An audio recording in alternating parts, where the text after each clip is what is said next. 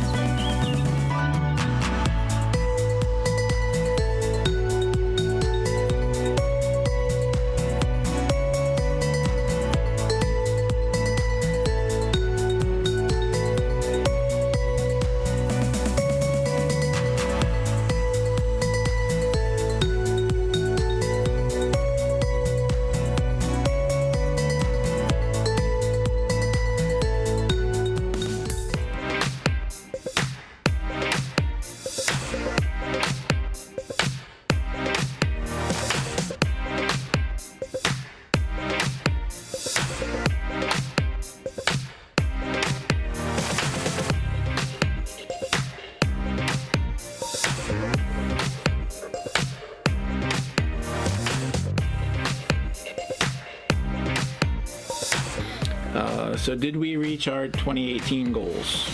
Well, we didn't have any 2018 goals, so absolutely we achieved every one of them.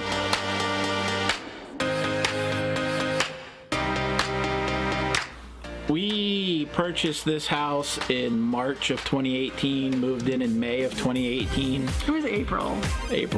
End of April. So we didn't really have any plans of homesteading at the time that we purchased the property. Mm-hmm. It wasn't before we got here that we made a bunch of stupid decisions. We did know that we wanted a garden. Yeah. We did know that, but we didn't know how, where, how big.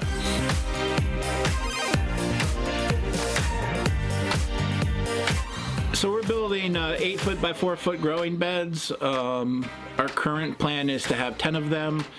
We managed to build 3 of them in 2018.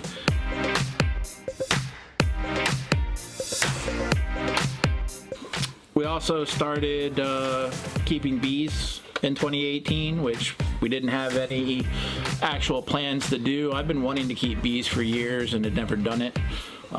We were able to, really. Yeah, so we went ahead and started that.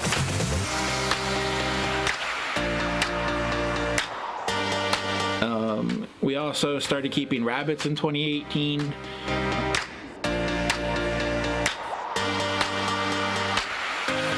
So we added chickens in 2018. Didn't have any intention of adding chickens when we bought the property. But we did. We got up to 9 chickens. Now we're down to 3.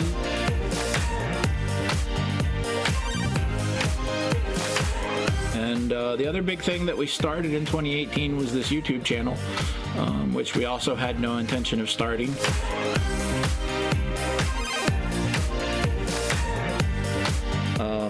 We went to the Homesteader. We went to the Mother Earth Festival in the summer, and that was interesting. That kind of got us kicked up to do some of the things that we ended up doing. Yeah. And then we went to the Homesteaders of America conference in the fall, and I don't know, it seemed like every other person there was a YouTuber. Yeah, I really had no idea what was going on. I even asked him, like, why are there so many cameras?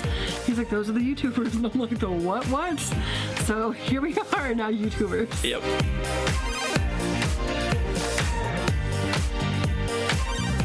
Okay, so there are some rabbits. There's some hiding in their little cubbies, just scared. Well, pooping from that.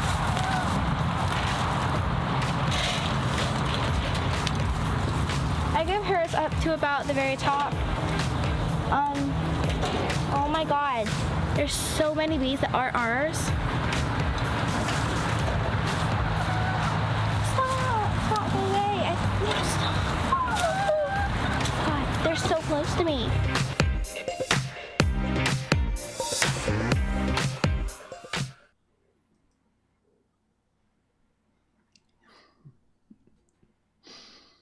He's not going to say anything again. He does this to me every week. You know that. Okay, folks. It's another Monday evening, 9 p.m. Eastern Standard Time. I hope you all had a wonderful weekend. I know we did here.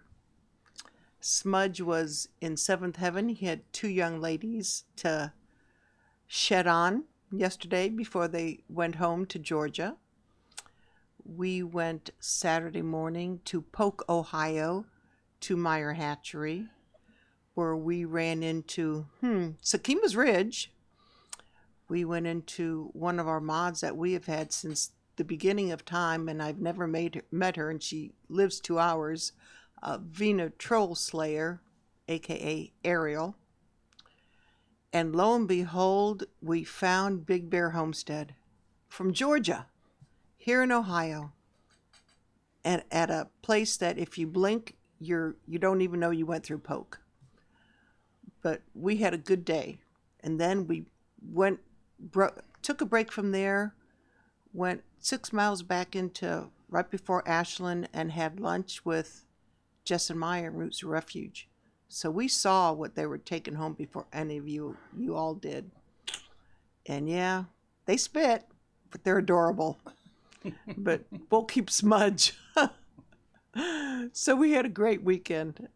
We met. I met up with the life with Linda, and she lives here locally. Jay loves adventures. She's like 2.5 hours. She was there with her daughter and son. So we had a wonderful Saturday.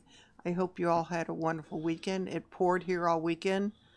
I'm surprised that Jason and Robin and the girls didn't need a boat going from the house to the camper to go to sleep. So anyway, enough about that.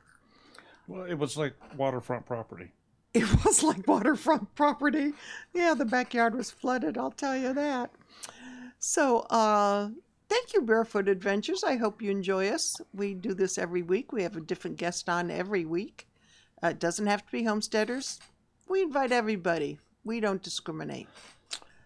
We have cooks. We have preppers. We have, I don't know, whoever wants to come be a guest. We have frugal people and people that spend a lot of money. And Yeah, it depends what mood I'm in, which one I am. And we have, like Cab 7. Yeah. So comedians, I guess, would be comedians. Yeah, Cab 7 is a comedian. Yeah, he's also an artist. He paints. So, hey there, Kirsty. Kirsty's a forger. You know, if she ever wants to come on, she would be an interesting guest. Tonight's guests are Clueless Homesteaders. I hope you boned up on their videos so you can answer a trivia question and win a prize, which I have no idea what I'm giving away. So that should be a surprise too. We're clueless. We are clueless. Oh gosh. But there he is. Let's bring him out. Oh Lord. Is it time? It's time. Come on over, Red Shed. Okay. Yes, and we have gardeners too, Mimsy. You're right. Say hello. Hey, Hey, how y'all everyone. doing? Now they're in the hot seat. Absolutely. And we have car builders. You're right. So we have Andy and Tia. Andy, okay, or are you prefer Andrew or what? Nah, Andy's good. Andy's good, and Tia, am I pronouncing that correctly? You are actually, yes. Most people don't. Maybe So it has something to do with the spelling. Definitely, yes. That's different the way that's spelled, but okay. Yeah. So tell us about yourselves, because you're brand new homesteaders, you're brand new homeowners, you're brand new gardeners, you're brand new everything. We are, and we're clueless about all of it too. We've been living in this house for just over a year.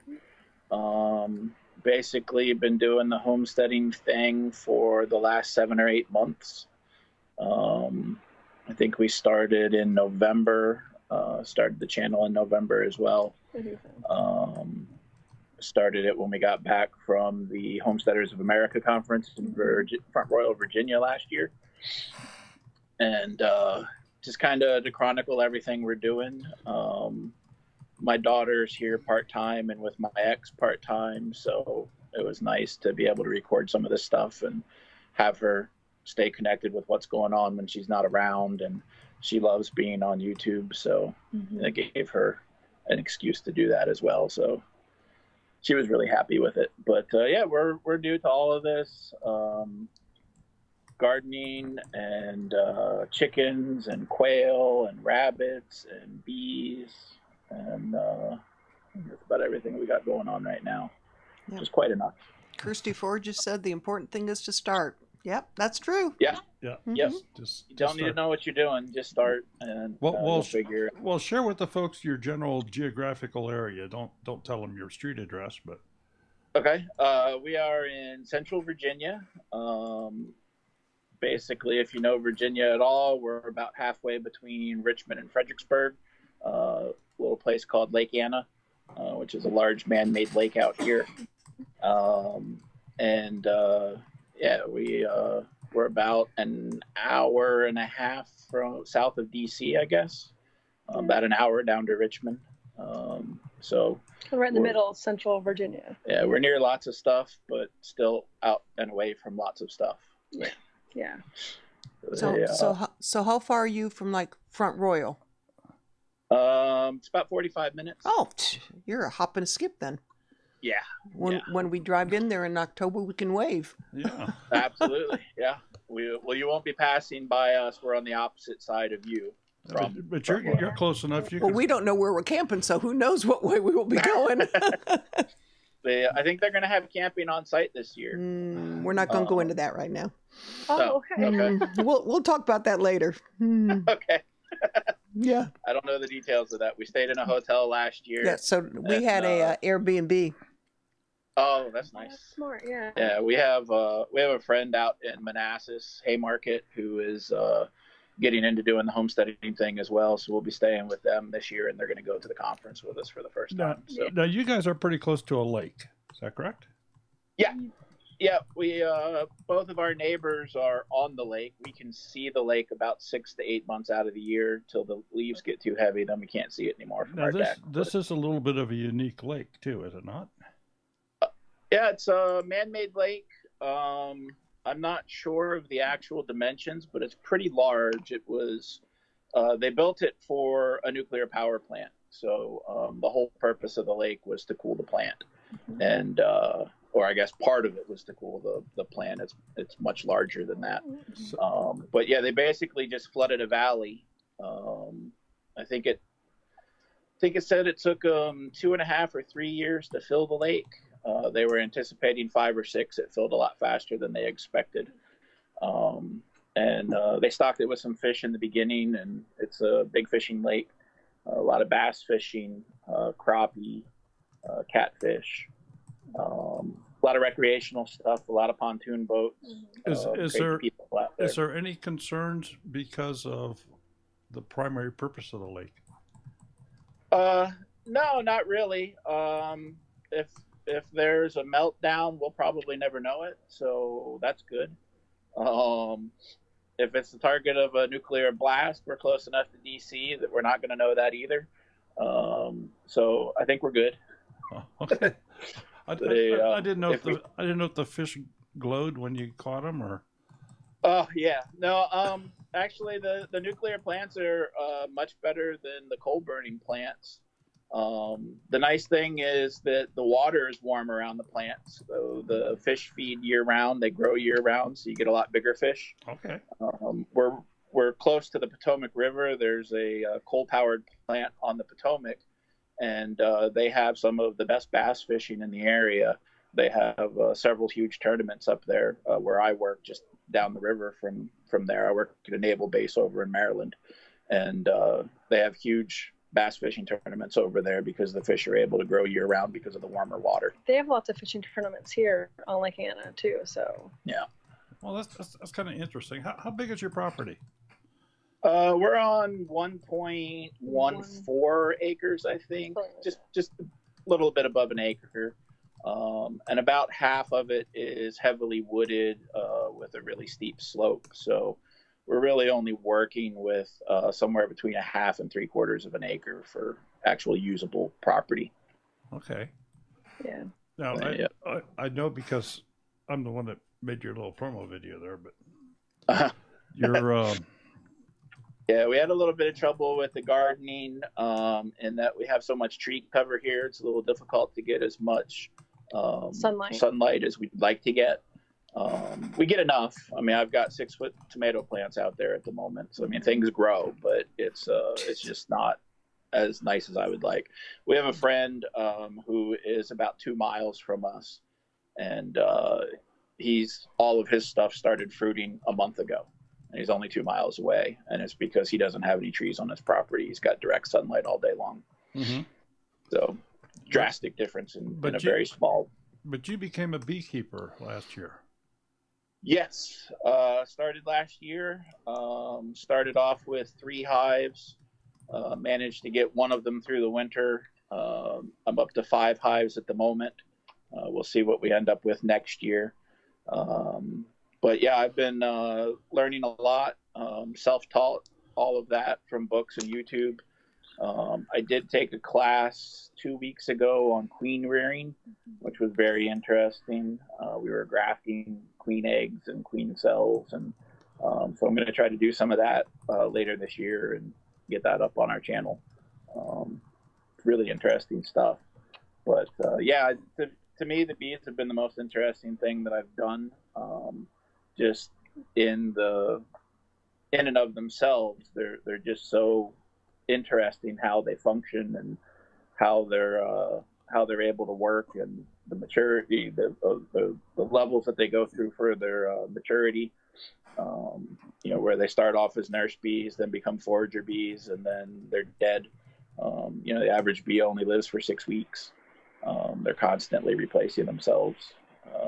It's just an interesting cycle to me. Well, I know that you indicated you had wanted to do that for some time, but you couldn't due to restraints where you were at before or whatever. And the ex wasn't having it. She's deathly afraid of bees, and she's allergic, so she didn't want to have them anywhere near the property. But they're, for anybody who doesn't actually do bees, they're not violent, I guess, at all. I mean, they're not aggressive. No. If you're digging in the hive, they'll have a tendency to sting you because they're protecting their home and their queen at that point. But short of that, I can sit 2 feet in front of my hive all day long and they never bother me. Sure. How many is it that Gemini said that they acquired? They acquired 80 boxes. 80 boxes? Wow. Yeah. Stivers, do you remember, did you see that post? Because it was in your live stream. And I don't remember if you saw that or not. So anyway, yeah, 80 is quite a bit. So, all right, this was something you wanted to do. So how did you get started in the bees? Did you just go to your local Tractor Supply and say, I want that box over there, and give me this white suit and lock me up? Or pretty close. I watched some YouTube videos, and I decided that it was time to stop watching videos and start actually doing something. So I went to, I don't know, I either went to Craigslist or I went to Facebook Marketplace. I don't remember which. And I found a individual beekeeper at his home who was selling nukes. So a nuke is a beginner hive. It's 5 frames of brood with a queen that's already laying. So I purchased 2 of those to start with, and then did a split to get up to 3 before I went into winter last year. So it was all used equipment. The only thing I bought new was the jackets, and the hoods. Everything else was used. All the wood equipment's used. There's no sense in buying new stuff when there's enough people out there that get discouraged.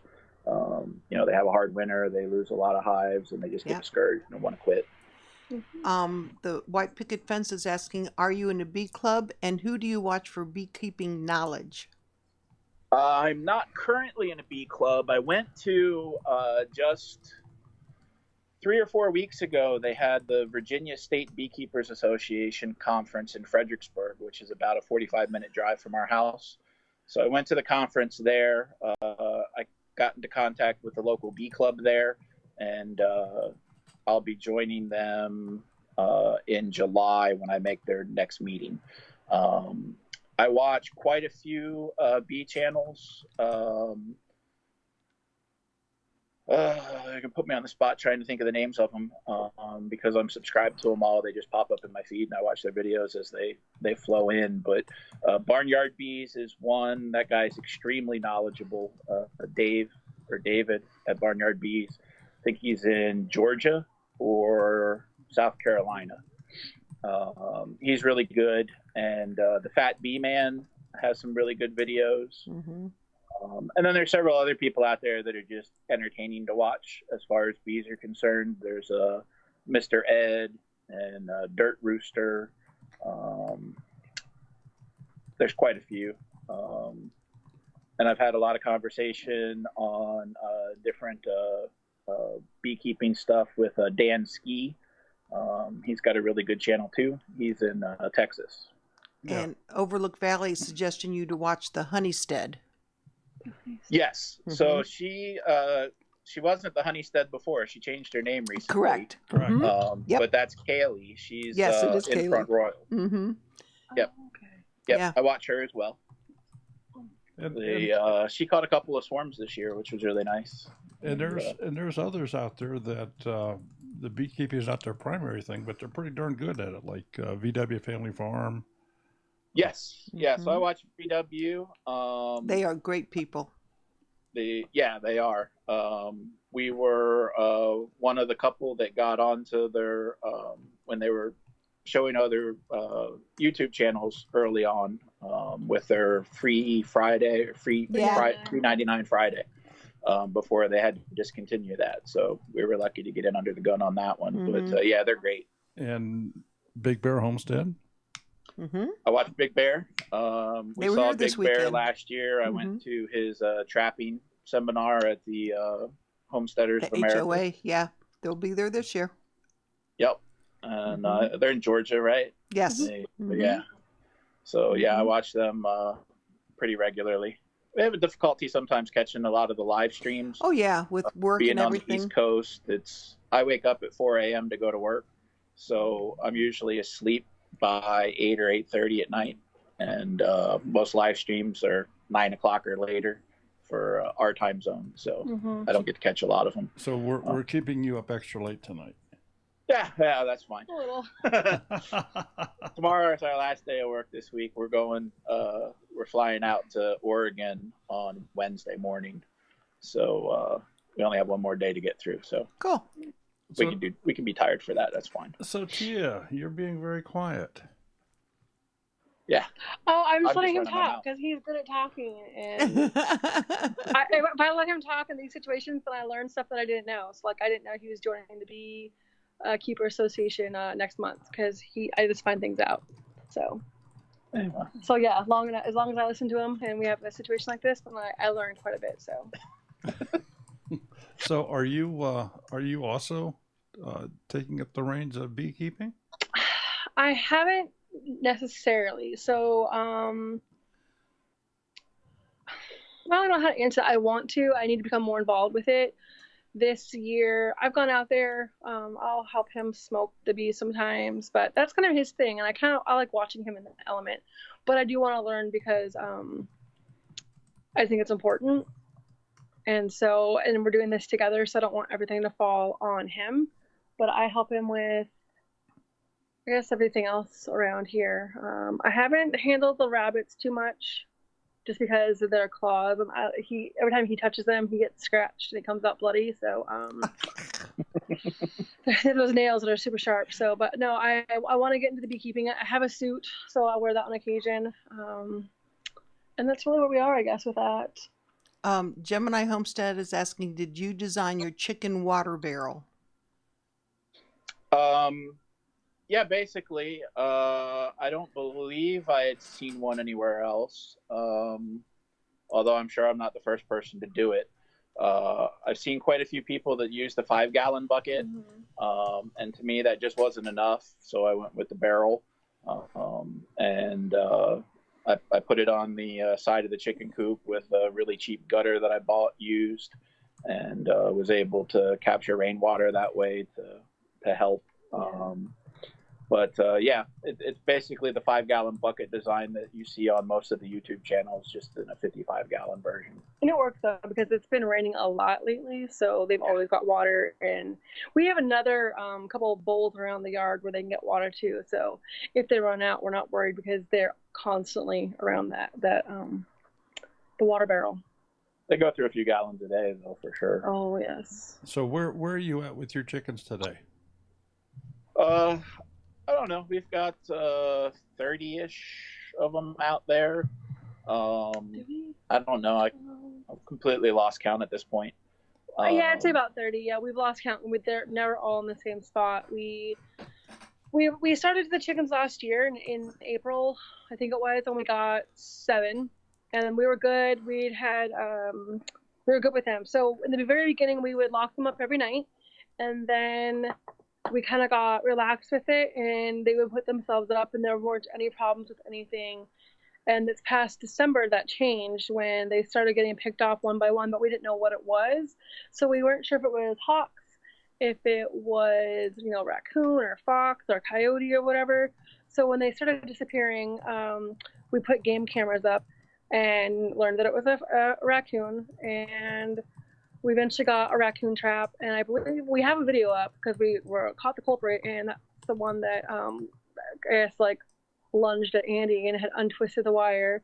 And then so by that time, I think we were down to two of our original 7.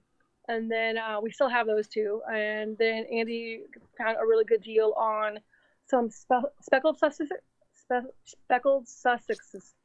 And we have 12 of those. So it was good because once we lost our original flock, we were down to like maybe 1 egg every couple days. So now we have them for the eggs. And then we ordered some baby chicks from a hatchery. And then we picked up a couple more baby chicks by a local lady here. So then that put us at, I think 16 or 17 baby chicks. And we weren't expecting them all to live, honestly, because you know how that goes. And every single one of them survived. And two of them turned into roosters. 2 of them turned out to be roosters.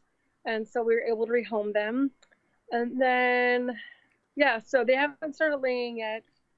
But they follow us, across the yard. As most people know, they are very friendly. So they will run across the yard. They chase us when we come in the driveway. They're in a fenced area, and we built a bigger coop for them. We were using a tractor for a while, but it just got to be kind of inconvenient in the sense that it's so heavy and it's kind of hard to clean and just heavy moving it around. Andy had built a feeder, and he had put in a gravity fed water system for them. So that just wasn't working. And then we increased our chickens. So he picked up an aluminum shed for cheap that was never put together. I don't recommend putting them together, and I totally understand why people pay people to do it. But Andy and I spent 2.5 days putting it together. And so we built, he and his best friend had built a platform floor. And then he and I built the shed. Megan helped us a little bit. And then that was all said and done. And then we put in our new nesting box. And then we put in the roosting bars. And that's for our quail cages. So we've got the quail out there with the chickens. Cool. And it's been a lot of fun. I think we finally got all the chickens to finally lay in the coop. So we were having like daily Easter egg hunts essentially because we had to go around the property and find eggs. So now we have about 4 broody chickens, and they just want to hatch, but we don't have any roosters, so that's not going to happen. So we've got a couple broody that hang out in the nesting box on the eggs, and then they were laying them on top of the quail cage, but then we had to put like a piece of plywood up there so that they won't nest. What is it? Those nails or staples? Yeah, just put staples through it. So then we have to do the same thing for underneath the quail cage because they will lay them under the quail cage and then sit on them. And so it's kind of fun to send Megan out there to collect the eggs because the broody ones will peck her. Oh my! She's terrified of everything around her. Anyway. She won't hold a rabbit. She won't hold the chickens. She won't go near the bees, and she won't do anything. So the other day I sent her in there intentionally to go collect the eggs, and she came out screaming. So I wasn't prepared because I was dealing with bees, but it was a lot of fun.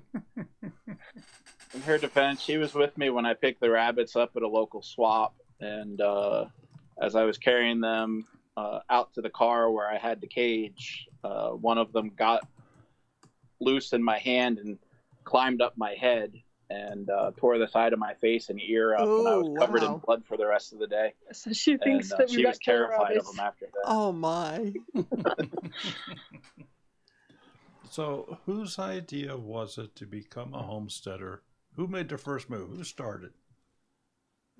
That was probably me. It was probably you. I mean, we always kind of talked about it, as one of those having ideas and wanting to do things, but never the right time or opportunity. So I think it really started with, I guess, probably the HOA, honestly. I mean, we had talked, no, I take that back. Because we planted a few things. And he was picking things like raised garden beds and a few other things up here and there. And we planted a couple things just to see if they would grow. And then he found the HOA, and I was like, oh, okay, so you want to do this? Sure. And I haven't told him no on anything. If he wants to do it, sure. But I just tried to remind him that taking on too much when it's just the 2 of us, what doesn't seem like a lot is a lot. So yeah, we had planted a couple of beds. I've been wanting bees for a long time. Yeah. I used to do a lot of brewing of beer and mead, and I never got into wine, but I used to do a lot of mead and a lot of beer. And so I wanted to do my own honey, and I started watching YouTube videos, and that's how I kind of fell into the rest of the homesteading stuff. Just from watching YouTube and having other videos pop up as recommendations. And it just sort of grew from there. We didn't have any plans when we bought the house. No, not at all. You know, we would have bought a different house if we had been planning to homestead, because we would have been looking for a different piece of property than what we actually have. Definitely. But you do what you can do with what you got, and I think we're making it work. We're making it work. Like our garden, we've got 10 raised garden boxes that are, what are they, 4 by 12, 8 by 12? 4 by 10. 4 by 10s. I'm completely off. But we've got them full. I think everything's planted in all of them. Everything's growing really nicely. I posted on our Instagram not long ago. I was excited about the cabbage because I love cabbage, and we started it in the house and we planted it out there, and I was watching it religiously. And there was I think a week where we were just super busy, and we were out there with the animals, but we weren't actively paying attention to the garden. So I'd gone out there because I noticed from far away that the cabbage had gotten really, really big. And then I realized it kind of looked lacy, and I was like, oh my gosh, that's not good. I know there's no such thing as lacy cabbage. And I took some pictures, and I figured there was like a worm, but I didn't know what kind. And I posted a picture, and someone's like, oh, he's right there in the third picture. And then someone told me about cabbage worms. So I've been out there, like they're getting bigger, the cabbage, and I picked off, I'd say about a dozen or so worms for the girls, and they love them. But it's one of those trial and error things. So someone mentioned to me neem oil. Yeah. To put on. I'm not quite sure how that works, but I've got to look into getting some of that. I figure my cabbage is too far gone already. I don't know. I mean, I guess it's like, because they're still kind of small. But as far as like, I don't know if I should attempt to continue growing it and it gets bigger and then attempt to eat it. I wouldn't think so, because I'm clueless. Mm-hmm. So I'm trying to figure this all out. But we don't eat it, the rabbits will. Well, the rabbits or the chickens will. So I'm just bummed though, because I was looking forward to the cabbage. And that's who ate ours last year. What was that? That's who ate ours last year. We didn't get any cabbage, broccoli, cauliflower. Okay. Yeah. Rabbits got in. Mm-hmm. All of it. Oh, wow. Mm-hmm. Well, rabbits or groundhog or deer or something. Mm-hmm. Yeah, and this year... Well, that's what happened to us last year. We had the deer got in, and they got under our strawberry bed, and they ate those. And if it wasn't the deer, then it was the chickens. So this year, we put up the chickens ate all the jalapenos last year. Yes, it did. So this year, we put a fence around the garden to keep them out. And every now and again, you get like a rogue chicken in there, but it's gotten better that way. So I haven't had any deer. No deer. Since we put the fence up. Yeah, no, not at all. Cool. Yeah. But yeah, I haven't had any problem with birds yet either, which is nice. We do have a lot of hawks here living on a lake, so always worried about that with the chickens. But they free range out there. There's a lot of bushes and a couple of tables and rabbit cages. They've got places where they can find cover from diving hawks. So I don't think we've actually ever lost one to a hawk, just to the raccoons. Yeah. Well, we haven't seen a raccoon since, I'm gonna say January. Maybe it was the beginning of February. Killed one in December and one in January. Yes, it was, yeah. The rest have left us alone since then. For now, at least. So. Okay, well, I've got about 9:30 here, so I think it's time we get the trivia question fired up here. So let me get Smudge on the screen. You guys can take a couple-minute break here, and all right, we'll get this thing going. Sounds good. Oh, Smudge. Well, hi, folks. It's trivia time again. Okay. And we have to have some rules for this, so they are as follows. Number 1, you can only win once every 4 weeks. Number 2, you must be the first person to answer the question correctly in the chat window as it appears embedded on the screen here. Yeah. Your chat window may have a different order. And number 3, you have to send an email to twofamilyhomestead@gmail.com. Send us your mailing address so we know where to send your winnings. Good luck. Okay, for those of you that are maybe new in here tonight, this is something that we do every week. We have yes, we do have a talking dog. No. we have a couple trivia questions that we ask, and tonight let's see. I was just handed what we're giving away. These are No spicy. Waffles. I love waffles. Brand new kitchen towel. Washcloths, actually. Washcloths. Dish rags. Dish rags. Yeah. Yeah. And they are really nice. So. Homegrown variety show. I say that quite often. So that's what we're giving away here today. Well, hi, folks. It's trivia time He's again. going to talk again. And we have to have some rules for this, so they are Here, as I can fix follows. him. Yeah, Number you one, fix 'em. you can only win once I every can 4 fix weeks. him. There we go. He's fixed. So, just to very quickly go over the rules. The chat is embedded on the screen in front of you. That is the official order chat. The chat in your window, at your computer, your phone, your laptop, whatever device you may be watching this on, is probably in a different order. So this is the official order, what you see on the screen. And whoever answers the question correctly first, as it's received here, is the winner. So everybody can see it scrolling up, so everybody knows. The first question, is everybody ready, do you think? They're not. Someone else is going to win it. I know it. All right, the first question is, what is the real name of our homestead? The Clueless Homesteaders, what is the real name of their homestead? Stop it. Nobody watches. I know, right?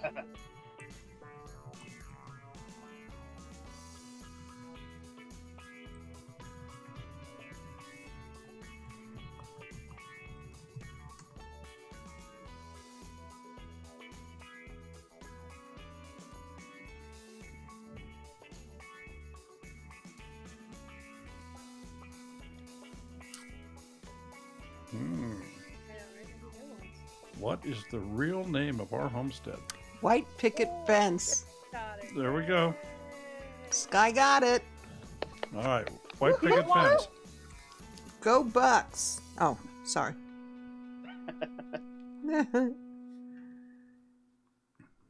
Okay, white picket fence, please send us an email with your mailing address, and we can get your prize out to you. Oh, I know what she's going to say. Just bring it in August.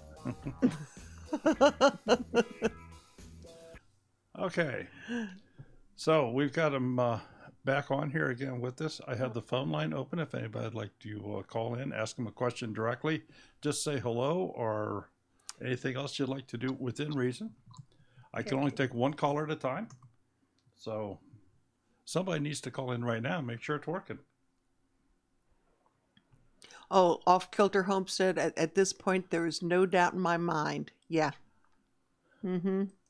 We could definitely have sold his descendants. You got that right. Homesteading mascot. God, can you imagine little smudges running around?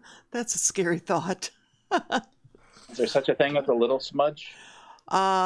He wasn't real little when he was a baby. I'll tell you, he was the size of some chihuahuas. Life with Linda, the answer was Lake Croft Homestead. For blessings, you're not late. Come on in. Door's always open.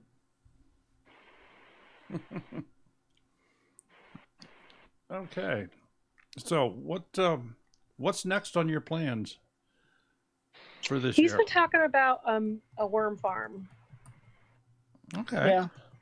Just some worm castings. Honestly, I'm not sure what more we can really fit in around here, space-wise. I'd love to have something that we could milk. Oh, Goat, sheep, cow, but realistically, I don't think we can fit that. I'd love to be able to raise pork. Don't think we can do that. I do have a friend who just bought 95 acres down in Roanoke, so maybe I can get some of that done on his property. But for here, I think we're kind of tapped out on space. Yeah. We just got the quail started about a month ago. I've got about 40 some odd quail out there right now. They haven't started laying yet, but I've got them set up as breeders, so we'll be able to either sell eating eggs or hatching eggs, and we'll be able to hatch ourselves and get meat from them as well. So I'm kind of looking forward to that. We need to figure out what we're doing with the rabbits. Off kilter, Yeah. off kilter Homestead's asking what kind of worms. I didn't know there was different kinds. Oh yeah. Yeah, there's lots of different worms. I don't know. I've watched several videos on it. I'm not sure exactly what I would go with. I think the red wiggler is probably the most common for vermicomposting. But yeah, I haven't done enough research yet. I'm not ready to pull the trigger yet, but I believe that's the most common one. It's a cheap one to get into. All you need is plastic tote and food scraps, basically. It really doesn't take much to get started. And there's plenty of places where you can buy worms online. They'll just show up in a box with some dirt in a bag, and you pour them in, and you're off to the races. That doesn't even sound good, no. Naked Gardener's asking, how large is your property? We're just over an acre, about 1.1 acres or so. Yeah. So they're just a little bit bigger than we are. Well, they're twice the size. Twice the size that we are. Yeah. An acre, yeah, I'm sorry. But they also said. But we only got about half of that, or a little bit more than half of it, that's usable. A lot of tree cover, and we have a large ravine behind our house that goes down to the lake. We put a goat back there maybe, but anything else I don't think would make it. Yeah, that's what I was just thinking. The goats do pretty well on here. Well, actually, pigs do too. Yeah, pigs might work. I just got to get back there. I'd have to figure out how to get back in there and fence everything off. Maybe at a minimum, I could rent a goat to clear it so I could get back there to lay fence. We've talked about that, yeah. Yeah, it's a bit of an overgrown mess at the moment. That or goats. Wouldn't goats clear it? Yeah, I think goats would do it. Goats would clear it. But you gotta have two, though, at least two. Oh, okay. Because you can't, what I've been told anyways, is that you can't have just one goat because they typically need a mate. But yeah. Gotcha, okay. They get lonely, I guess. Something like that. I don't know. I haven't researched it because I figured we weren't going to get them, but I was told that you got to have like at least two goats because, yeah. I just want to rent a goat. Like rent a goat for 3 weeks and tie it to a rope and just let it eat a big circle out there. That'd be nice, yeah. Rent a goat. There we go. There's a business. Rent a goat. Well, I've seen signs. I've seen signs for that. Rental goats. I don't know. It's down in southern Maryland. There's a historical park down there of the first colony in Maryland at St. Mary City. It was founded in 1640 something, and I was down there for an event one time, and they had goats that they had rented that they penned up that were clearing out land. So I don't know who they. I guess they just rented them from a local farmer. I mean, I don't think it was like a 1-800 rent a goat, but. Robin, I know you're on here. You tell Jason you can do rent a pig. I keep thinking that if we could find someone pigs clear land who would be like, people can house their horses at a stable. You would think that maybe there'd be like a space for like if you wanted to have like a pig or a goat, but you didn't have like the land at your own property, you could like have it at someone else's property. That would be fabulous. I would love something like that, but I haven't come across anything yet. And Robin, I remember you saying that last time we were there. Their pigs cleared out the English ivy in 3 days. Well, didn't Doug and Stacy use some of their property for their neighbor's sheep or something? Yep. The Naked Gardener's asking, where do you see yourself in 5 to 8 years? Where are we going to be in 5 to 8 years? That's a good question. I don't know. If we're still here, we're likely to still be in the same house on the same piece of property. But we've discussed the possibility of going out to the West Coast. So that is a possibility. That would probably be at least 5 to 8 years. My daughter is coming up on 12. So I would want to wait until she's done with high school before I really leave the East Coast. Her mother lives about 45 minutes from us in Fredericksburg. And so we're able to have her here all the time. But I don't want to be on the other coast until she's a little older. Or even if we're not on the West Coast, we've talked about going out to, Western Virginia? To Roanoke, the Roanoke area. Yeah. So we've got friends. My best friend I've known for, 45 years or so. He just bought 95 acres down near Roanoke in Southwest Virginia, and I could see us going out there as well. Be nice to have that support there where you've got somebody else close by to help do things. And they're doing the same things that we are, so being able to do that together will be nice. Single Dad Homestead is asking what's going in the smoker next. Oh, I know. Cheese. Yes. See, this is why I do these things, and I find out what we're doing. I want to smoke cheese. Cheese. Who knows?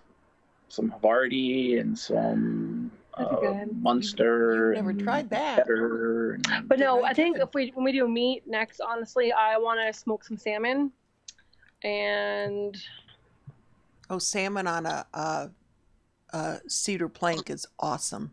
Yes. So I haven't done anything like that since I was a kid. I'm from the West Coast, so growing up, my uncles and my stepfather would smoke all kinds of fish and whatever they came across. And what else would they do? And they would some of them would make jerky too. So yeah, the other video I got to do is we're gonna do another smoked beer here soon. So I'll have to do a video when we get together to do that. That's right. Never. If you haven't had smoked beer yet, go out and find yourself some. Never heard of smoking cheese I guess I never thought about it. Oh yeah, smoked cheese. It makes sense. I mean, I always found like smoked Gouda or whatever at the store, but I never thought to do it ourselves. Oh, ours isn't cold smoke. No. Okay. But obviously would have to, or perfect. No. Perfect. You can call me anytime you want. Bring the little one. Yeah. Did you ever get our email, Single Dad? We sent you an email. It was probably a couple months ago. It was a couple months ago. I don't remember seeing a reply, so I don't know if it got through or not. Wanderlust, Oregon. That's where I'm from. So Andy hasn't ever been there, so I'm taking him there in 2 days, and I'll get to meet some of my family and see where I'm from, and at least I'll be able to get a feel for it and see if it's something he wants to do. And later down the road, if we could find some land that was decent, and then we would look at possibly doing that. So cool. Yeah. One nice thing is I work for the Navy right now. I work for one of the Naval Surface Warfare Centers. There are 7 of those under our command, and one of them is in Washington State. We have a submarine base out there, so there would be a possibility that I could transfer to a job out there and have that going out. I don't know. It's a possibility. But again, it's a few years out yet. I gotta wait till my daughter's older. Yep. And someone just asked how your daughter likes homesteading. She seems to like it sometimes. She likes the videos. She loves YouTube. She loves making videos. But she likes some of the things that we've done in the house. When you made the lip balm and they made the deodorant, you guys made some soap. Those sorts of things. She loves doing that. I'm looking for, hopefully we'll get some stuff to can because I want to do that and see if she's on board with that. But she's been good doing stuff. She likes to feed the rabbits. She just doesn't want to touch them. She'll feed the chickens, and Andy has her clean out the coop whenever she's here. And she was given the task of cleaning out the brooder, which was pretty disgusting. I'm glad I didn't have to do it. So yeah. Were the rabbits ever handled before you got them? No, they weren't. And they're not bad. I've never had one bite me. No. And they don't necessarily scratch you on purpose. It's when you first pick them up, they tend to try to run in place, and they'll just scratch you from that point of view. But once you actually have them solidly in your arms, they're happy just to sit there and be petted. Yeah. Well, and I guess I need to ask, because I'm sure there's people that are wondering, are the rabbits there as pets, or are they meat rabbits? They are meat rabbits. I have not actually made any of them into meat. We had kind of a rough go when we started having litters. Like our first 2 litters, the moms basically wanted nothing to do with them. We're kind of tossing them out of the cage. They just were dying left and right. And then, so we have 3 litters currently at the moment. One of them, our first surviving litter, I think, was back in the beginning of February when we got our baby chicks. So they're about 4 months old now. They're getting quite big. And so I don't... Yeah, they're ready to butcher when we get back from our trip. Are we really going to do it? Okay, so I'm all about the meat, but it's the whole process. Like, I know why we're doing it; it's a good thing, but at the same time, I'm like, they were the 3 survivors of 8. I'm like, can't they like live and we find them somewhere and they could be breeders or whatever? But and then we have 2 other litters that they're probably about a month old now. They're getting big and they're cute and Can't feed them forever. Can't feed them forever now, and they eat. Let me tell you. And I think between those 2 litters, I think one's got 5 and the other one has 3. So we've got 11 kids at the moment that are eating us out of house and home. So yeah, we're gonna turn tables on them and eat them instead. What about your quail? Are you dining on your quail? We will be using them for meat and eggs and whatnot. So again, they're still pretty young, so we haven't done anything with them. We've been yeah, right now we've only had them for a month, maybe a month, okay. And we got them anywhere between maybe a 1 week. day and 2 weeks old. Bought them from 2 different sources, so they haven't actually started laying yet. But all the quail that we currently have will be using in the breeding process. So we won't actually start eating any until we start hatching some of the eggs from these quail when they start laying. That way we'll be able to keep a continuous rotation going. But yeah, they will be eaten for meat as well as for eggs. So you have this all outlined. You've got it all written down in your calendar and. Sure. We've got it all planned out somehow. So. Oh, I think I would have anything organized. It's kind of in the back of my head a little bit, but we have calendars. And you have time. You have calendars and time frames and timelines. I mean, that's how we do the garden. Yeah. We had it planned out, and once he figures out the butchering and all that, then when we're going to do it, it'll probably go like clockwork. Cool. And I'll be a part of that too, because again, it's not just him doing this; it's both of us. So. Well, I see that Rocking Sea Homestead is saying the smoked quail is awesome. Ooh, fabulous. Oh, so if that. anyone has any great rabbit recipes or quail recipes, send them our way, because I would love to try something new. Yeah, we were going to do a video and put it out there to other homesteaders to come up with a cooking episode if they do anything with rabbit or quail, and try to get some recipe ideas that way. I mean, I would like to think that it's not too different from chicken, but I mean, if there's something that's specifically to either of the breeds, that'd be fabulous to try as well. Yeah. With Samson Farms is willing to share some quail knowledge. We will take anything you got. Yep. And if you guys haven't seen it, Pratt Family Homestead has a video where they make a single quail egg omelet. Yeah, that's worth a watch. That's his favorite video, I think. At least of theirs. Smothered quail is amazing. What is smothered quail? Stick it in a pillowcase, Robin, and hold it tight. Is that what you mean? Right? Smothering, that's what I think. Gravy. I know. What we're smothering with. I'm curious. Okay, Robin, why don't you just give us a call here? Yeah, Robin. So, and you can share this recipe with everybody. Yeah, when we process our animals, we want to try to utilize the hides to the best that we can. I sew a little bit, and so we got to figure that out. So Andy was thinking, I crochet, so I was thinking if anything I could use some of the hides for pom-poms for some of the hats, making a couple hats for whatever. So we haven't figured that out exactly if we're going to sell it, but we have a couple ideas. Once we figure out what we're doing, and yeah. But then again, that's another thing. I've always wanted to kind of like tan the hides or whatever and learn how that goes. So I've been watching videos, and you can only watch so many videos. So I figure I'll probably screw up a couple. I'm interested in taking a class. How you learn. So. Okay, I'm gonna direct this a little bit more to Andy, but you could certainly answer. Do y'all do any hunting, or do you have any outdoor? Wild game stuff, I guess, is what I'm getting at. Right. I've done some hunting in the past. It's probably been 4 years since the last time I went deer hunting. It's something that I'll probably start doing again here at some point, but just haven't gotten back into yet. Mm-hmm. I know the property that my friend just bought, he wants to try to kill some coyotes that are down there, so we'll probably go do that. Varmint hunting. Mm-hmm. I have equipment to do upland birds and duck and geese, but I've never actually been out to do those. So maybe one of these days. But yeah, as it is, we stay busy enough around here. I drive 2.5 hours each way to work. So between that, I don't have a whole lot of time. Wow, that just seems like a long way to go.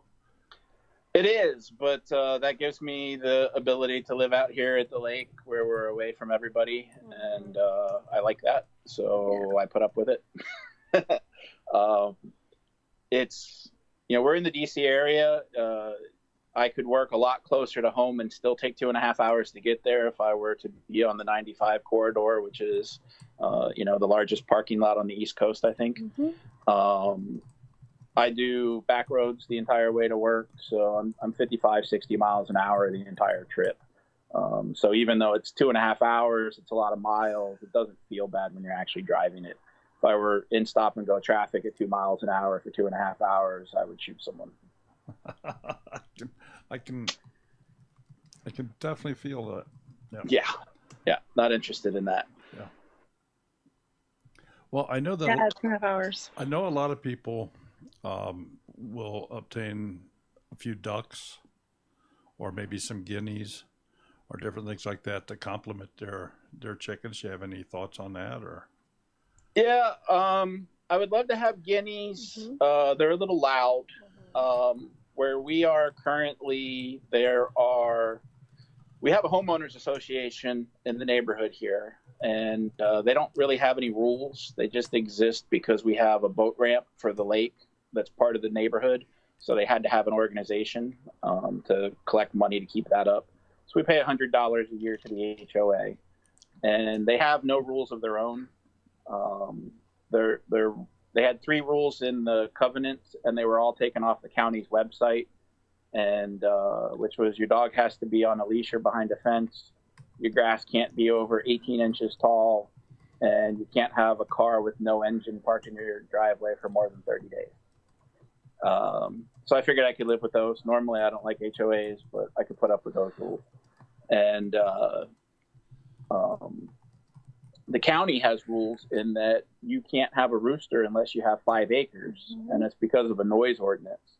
And so while there's nothing written about having guineas, the last house I lived in, our neighbors had a guinea, which was always in our yard and was extremely loud, which was nice. Anytime a car pulled up in the driveway, the guinea would go off, and you'd know that somebody was coming up the drive, which I really liked. And we never had a tick problem there either. But they are loud, and I don't know that the neighbors would appreciate a guinea the same way we would. Right. And ducks are a mess. My buddy's got a pair of ducks, and he says when they're dead, he'll never have more. They make a mess of everything. They can't keep water clean around them. You got to completely replace all the water every day. They're awful. Yeah, and I've seen a bunch of people on YouTube that have the ducks, but yeah, they're that's cute. just not for I me. love to have them, but the chickens are messy enough. Yeah. Well, you're not all that far away from like Joel Salatin and Justin Rose. No, we're not. Yeah, he's 45 minutes or so to Stanton, where he's at. About an hour or so, I'd say. Yeah. So there's been a couple times we were going to go out there, but it was when the farm, well, I guess the farm's technically never closed, but it was really kind of cold, and I wanted to go on a day when it was nice and we could enjoy the farm, check out the store. And I think I want to say I read something about a tour, so I want to be able to do that when we go. Yeah, we still haven't had a chance to get there at all yet. Yeah, there's a lot of interesting places like to go around here. There's a bison farm about a half hour from us. Oh, right. There's a yak farm about an hour from us. We met the owner of that at the Homesteaders of America last year. I had no idea that there was a yak farm in Virginia until we went to his table at one of the booths there. Mm-hmm. So a lot of interesting places I'd like to visit, just neat stuff. But yeah, Joel Salatin's definitely on the list. Been to a couple of his talks at Homesteaders and at the Mother Earth conference that we went to. So do you have any He's a great plans? Do speaker. you have any plans to go to any other? I'm going to use the term meetup, conferences, get-togethers. Yeah, we would have loved to this year. There was a couple down south. You guys were there. The BW and Wholesome Roots, or not Wholesome Roots. Jessamine. Yeah, The Jessamine. Hoot Nanny. Were they the Hoot Nanny? That's I forget, there's a Michigan. couple. Hootenanny's in Michigan. That's Pratt family. Okay. Yeah, it's Pratt family. But there was that one, and there was the one I believe with Jess and Maya, and that was right around the time we were going on vacation. So Yeah, it was the weekend before we left for Germany, and we just couldn't swing the extra time. So we're hoping next year to do a lot more. This year we had the Germany trip, and we have this trip out to the west to go to a wedding later this week. Cool. So it just kind of burned up vacation time. Tia's only been at her current job for about a year and a half, and she just doesn't have the vacation time built up. we're going to the HOA, I believe, this year, and then Yeah, we've got tickets to the HOA for sure already. we didn't get to go to the Mother Earth fair. We missed that. But Did you attend the one in Pennsylvania? Is that the one you went to? no, we went to the one in Frederick, Maryland last year. Okay. The smaller one. Yeah. Okay. And then when we were looking through the brochures for that, I found out they only have, I think, so many through the U.S. And of all places in the world, they actually have one in my hometown in Oregon. So I thought that was kind of crazy. And I was hoping that we would be able to get that one, but we're not going to be there at the same time. So. Okay. Well, with that, let's go ahead and get the other trivia question going. Okay. And this one will be interesting. So here's This one should be easy. Well, hi, folks. It's trivia time again. And we have to have some rules for this, so they are as follows. He makes a good cheesecake. Number one, you can only win once every 4 weeks. Number two, you must be the first person to answer the question correctly in the chat window as it appears embedded on the screen here. Your chat window may have a different order. And number three, you have to send an email to twofamilyhomestead@gmail.com. Send us your mailing address so we know where to send your winnings. Good luck.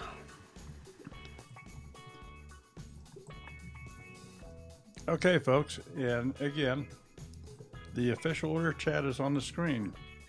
Now, what none of you in the chat know right now is the fact that over the past 30 minutes, you have heard the answer to the next trivia question.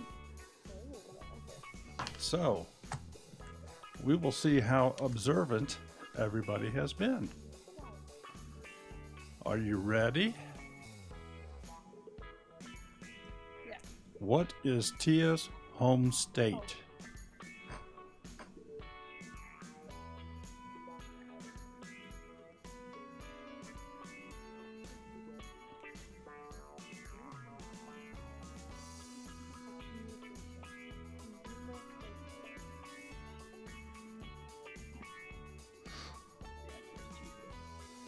What is Tia's home state?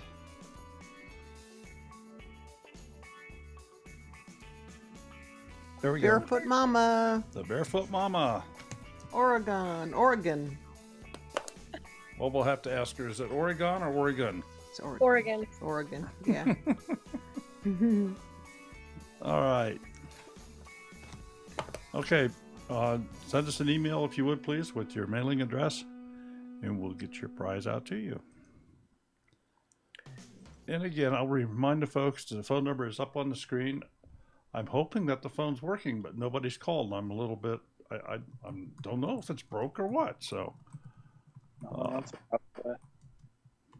Okay.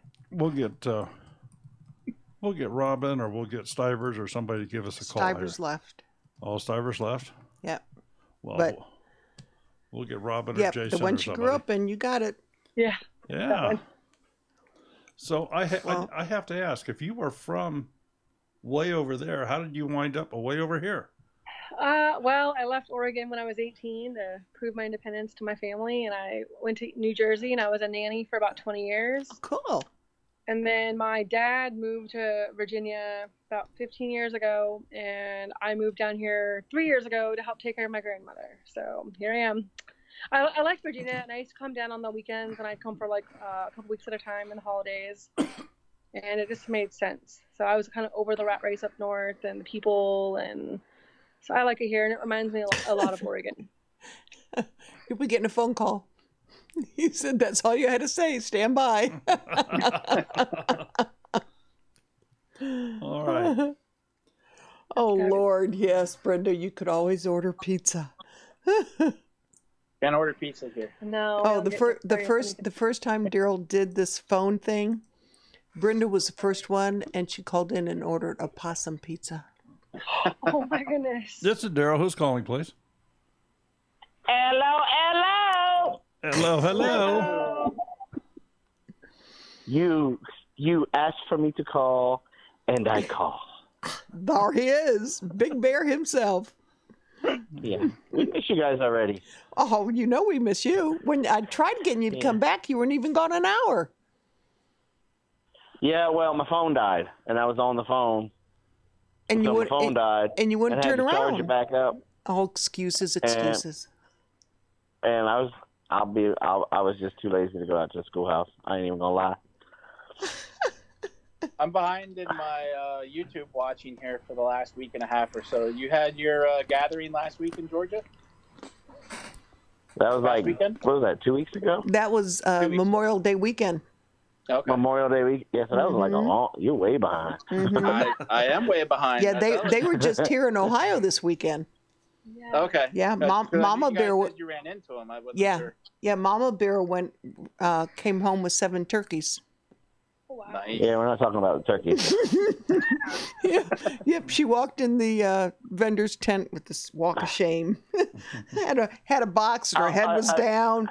You knew she was in trouble. Came about 2 or 3 Look, feet. a normal 10-hour ride is long enough, and then you add a 10-hour ride with 3 women that have to pee every 15 minutes, makes it that much longer.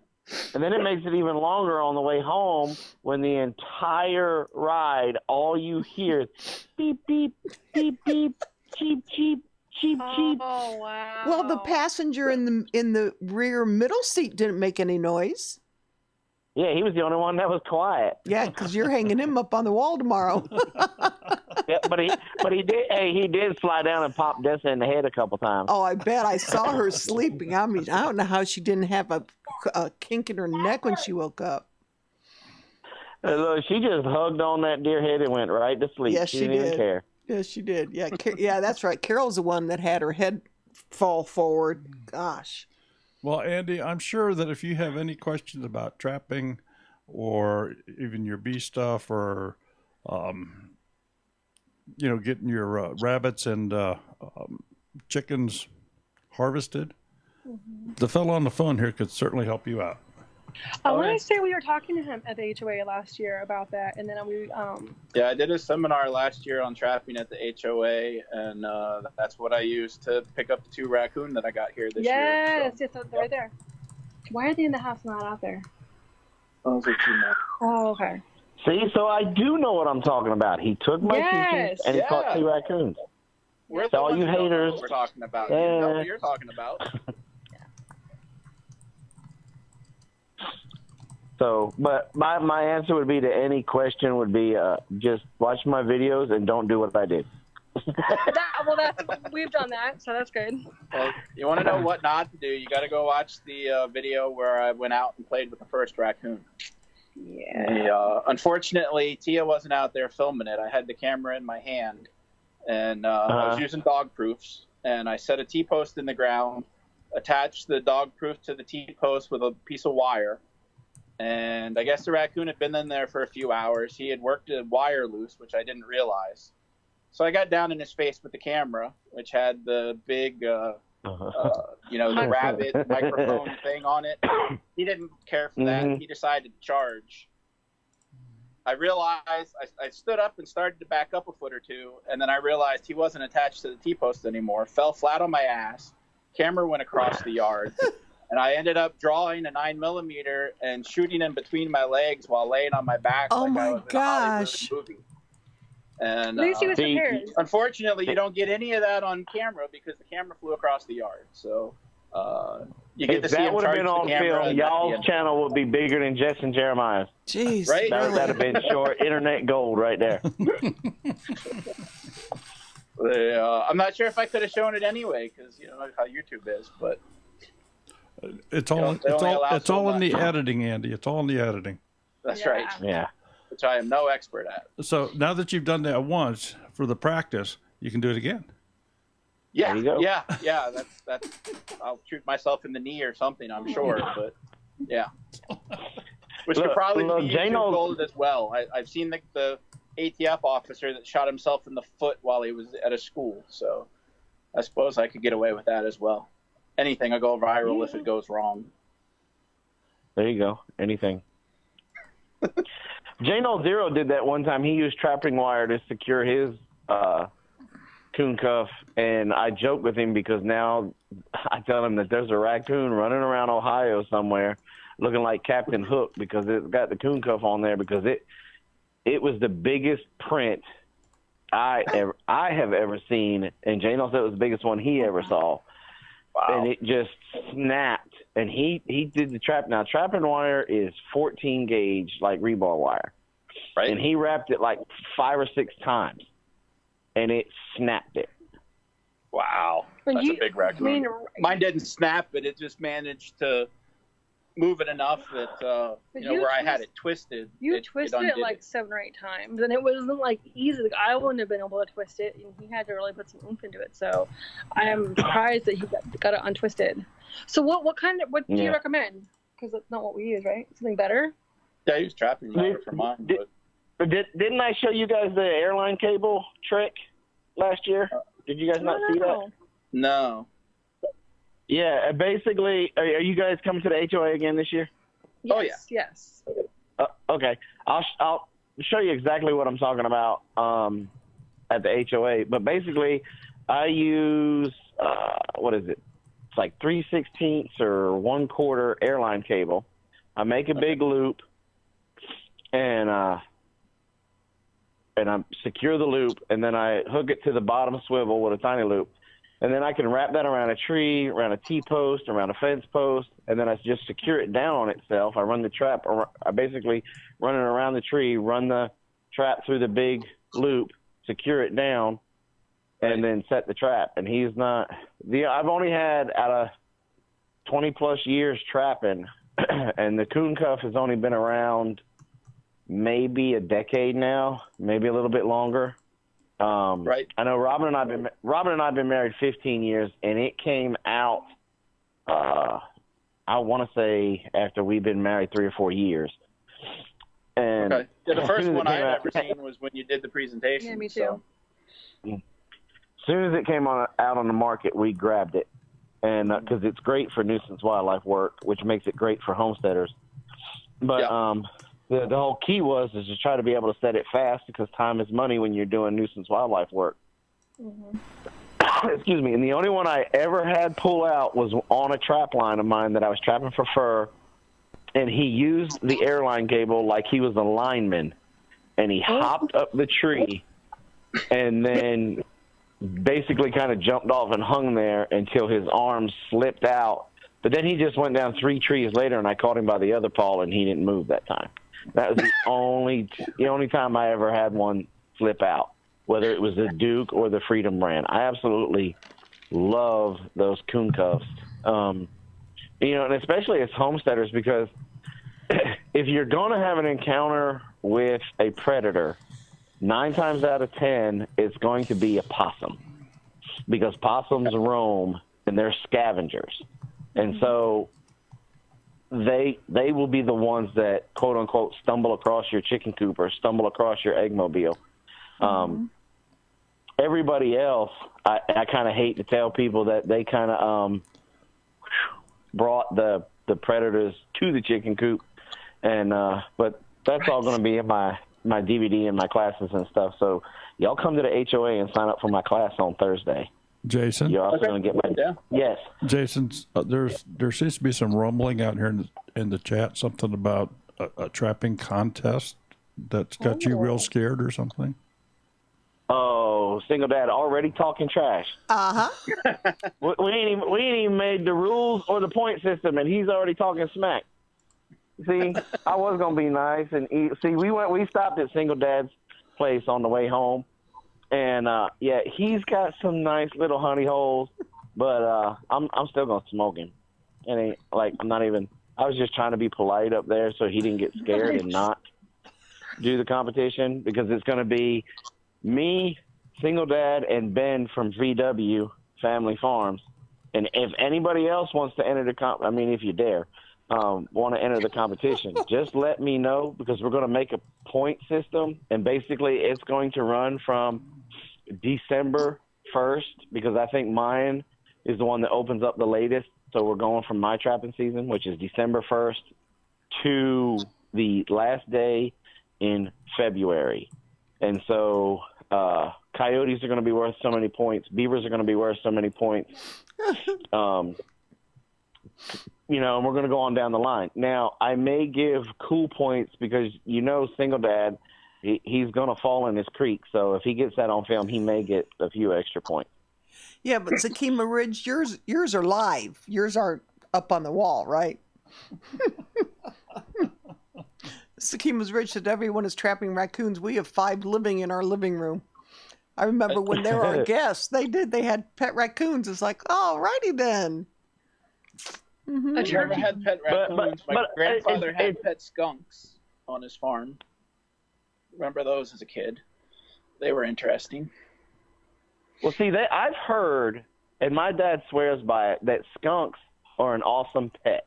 You can get them when they're a baby, get them declawed, and get the stink gland removed. Yep. They are a better pet than a cat, because they'll be more loving, and but they'll go use the litter box, the whole 9 yards. Wow. Yeah, he had 3 of them. They lived out in the barn with the horses, but yeah, they were good pets.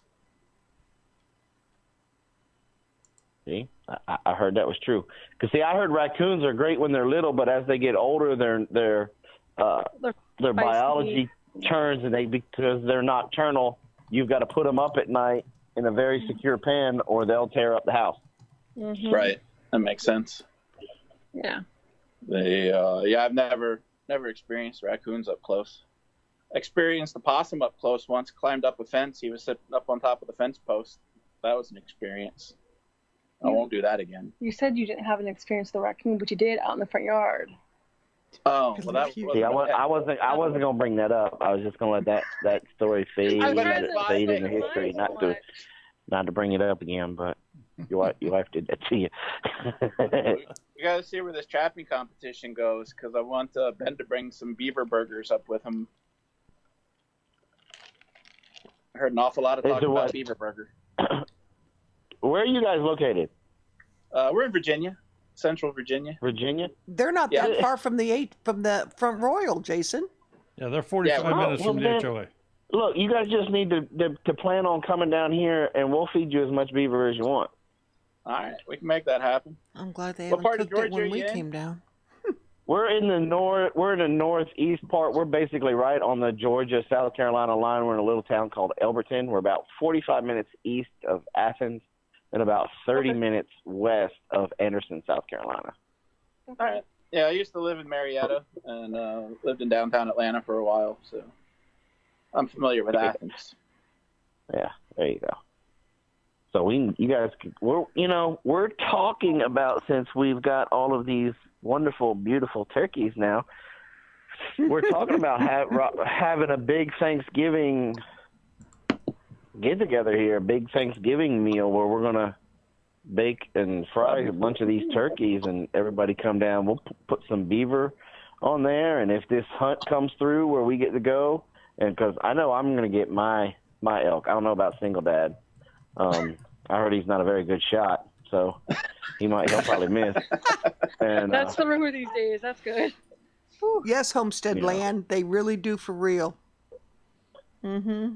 Oh yeah, beaver is an awesome meat. Oddly enough. Okay, it's high in vitamin A, vitamin B. It's a higher protein content than venison, and venison is higher than beef. It's extremely lean meat. They are basically they're vegan. They basically only eat that inner layer between the bark and the tree. That's all they eat. That's all they consume. And you get about, from an average sized beaver, which weighs anywhere between 35 to 50 pounds, you got your larger ones. We got some around here that bump up to about 75 pounds, 100 pounds. But you get 90% of that back in meat because they are all muscle.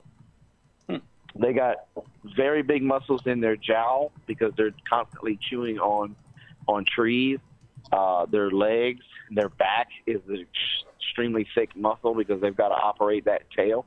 Are they greasy? No, not at all. Now, raccoons are greasy. Raccoons, you have to cook low and slow on like an open fire and let all of the grease drip out. But beaver, no. Beaver is extremely lean, and most of the fat in a beaver is literally almost like an American guinea hog. It is literally between the hide and the meat. There's the thick layer of fat, which you can render down, and beaver fat becomes tallow like beef fat. Mm-hmm. I heard they were a little bit woody. But I'm bummed. Yeah. Mm-hmm. Yep. Now, Single Dad, he says that he knows how to make the old Native American spoon making knives with beaver's teeth. So I'm going to send him all my beaver teeth this year to get him to make me a set. That'd be cool. That'd be neat. Yeah. Yeah. And see, we pretty much video for you guys. We usually make earrings out of the teeth. What about the teeth? You know what's funny? Right now, you guys are up on the big screen and it's muted, and you guys just got done laughing when we did the wah wah wah on his bad Woody joke. Mm-hmm. Oh, that's way behind. That's how far behind my internet is. That's a fabulous lag. But Single Dad's I watched supposed to be the video making. the other day of a guy He'll be able to make the coyote. I think you guys should do that this year. Say that again. I saw a video of a guy the other day that cooked a coyote. I think you guys should do that when you do your trapping competition. Crook knives, you call No, them. I'm not. No. Look, I ate enough dog and cat when I was in the Marine Corps in Korea, so didn't like it then. I don't think I'd like it now. Yeah, no, I don't think so either. But I'd love to see you guys try it. I just want to see the face. But see, when the coyote meat and stuff is still valuable to me though, because and you guys should have them native in your area too. But we have black soldier flies that are native, and so every year I'll clear out my black soldier fly bin. I promise you, if you two bite me, and during Travis season, I'll freeze all my canines that I catch and any cats that I catch, and I put the whole carcass in the black soldier fly bin. Well, the black soldier flies will the larva will devour, what? A coyote that could even be, you could get them as big as Apollo, and they would devour that in a week's time frame. Wow, that's fast. Wow. Yeah, and so then that becomes compost. Right. Compost and chicken feed. Okay. So we pretty much don't waste anything. If we harvest an animal, we do our best not to waste anything. Like the beaver teeth and stuff, we used to make earrings out of. The larger canines in the dogs and stuff, they'll make the girls will make earrings and stuff out of. That's cool. And so if you ever get a Christmas present from Ledesser Carol, really check it out. Yeah, you never know what it might be. That's a class we need at the HOA. All of the things you never thought you could do with an animal carcass. That'd be really cool. There you go. Yeah, I don't think that would go over well. I don't know. I'd go. I remember I'd love to know what else I can do with it that I haven't thought of previously. I think that's a great thing. Ann was talking about. She did Well, see, I I cover a lot of that in my predator control class because that's one of the things that that I was talking with Amy that we needed to make sure that we do cover so that way people wouldn't think that we're just not in it for the thrill of the kill. Amen. So that's already Mama Bear. basically covered in my predator control class. Okay. Yeah, we didn't do the So Thursday that- class. We just did your 1 hour in the tent on Saturday kind of thing. So Yeah. we didn't get the whole experience there. Yeah, the class is worth it. You get hands-on experience where you're setting the traps, you're bedding especially with the big MB 550s, you're literally going to be bedding that trap. Even last year when it rained, we did it in some really harsh conditions in all that underneath that patio where it was nothing but really crush and run. But the students that were in that class were still able to bed it in that type of condition, which I think that made it in the long run, it would have made them better trappers to be able to bed in that type of condition and then being able to take it home into their normal dirt. Because if you can bed it in that type of the crush and run and stuff, you can bed it in anything. And, Right. and then we talked about what to do with the predator after you caught it. Because at different times of years, there's different things to do with it. Mm-hmm. In the summertime, spring and summertime, the hides are not really worth anything. So you want to tan them without the fur. You want to go ahead and tan them and take the fur off and turn them into leather. And, Right. But in the wintertime, when the guard hairs are thicker, then that's when you want to tan them and to be able to make garments and stuff out of them. And then your canines and stuff, if you got access to black soldier flies, you put them in there to make the compost, and then you take the bones out. That can be another source of income for you because if you contact a veterinarian school, most of them will buy that entire skeleton and they want it in a Ziploc bag because then they hand it to their students and say, okay, put it back together. Oh, wow. That's interesting. Yeah. See, that's cool. that's all good information. I think that would be a great thing to cover. Yeah. I don't know if we can get into your Thursday class this year. I'm not sure if you're sold out yet. We'll have to take a look. Nope. Amy called me the other day, said not one person has signed up for the class yet because everybody thinks they don't have predators. That's ridiculous. That's crazy. Yeah. So come on, sign up. We got plenty of room. We can fix that. Yeah. Sherry, why you got that look on your face? I'm just amazed. You were in like deep thought. Just Now you're watching all typing. this That's how conversation. far- I'm just remember, I'm watching on a all lag, this. so. I'm just watching all this conversation. Yeah, I can't Okay, follow what the is everybody chatter. They're saying? still Because I'm on my cheesecake. phone and got y'all up on the big screen. And tomato sandwiches and deer bone, deer toe, fish hooks. Yeah, Mama Bear, I'm with you. I'll take that tomato sandwich. Okay. Because Chris says that he Hey, makes deer them, bones make great which would be bone really broth. cool. If you're a hunter and you're not making bone broth with your deer bones, you are missing out. You're not utilizing all the resources. I should have taken your deer last night. Oh, stop it. He had totaled our car last night into a deer. Oh my! Night before last. 2 nights ago. Yeah. Oh. It was one of the dumbest deer I've ever come across. It walked out in the middle of the road and literally stopped. And usually they'll go back and forth and they're very suicidal, but it was a young deer and he just walked out in the middle of the road and he stopped. So. And then he stopped. And then he really Forever. stopped. Look, before we came to the Meyer Hatchery Festival on Saturday, we stayed in Pittsburgh at Robin's aunt's place, and we went and visited Robin's grandmom.